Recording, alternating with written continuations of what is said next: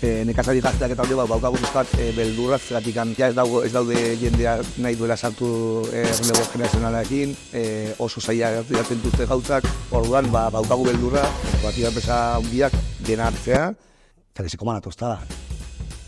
Segun zer konsumitzen dugun ere, ahalbidetzen dugu gure konsumo ereduaren aitzakian beste eredu batzuk sustatzea, beste modu batera antolatzen balin bagara, eta beste balio batzuekin nola ustiatzen ditugun lurrak, nork ustiatzen dituen, nondik ustiatzen dituzten, baldintzatu dezakegu, ez? Bide bat badago, ez? Bide bat badago marrazteko, eta eta guztien artean egin beharrekoa da. Ametsu bat, jendea pixka bat voltatzea kontzientziara, elikatzea dela bizitza ematen dizu. Bestelako bitartekaritza ereduak sustatzen ditugu, merkatuaren logika horretatik baterat.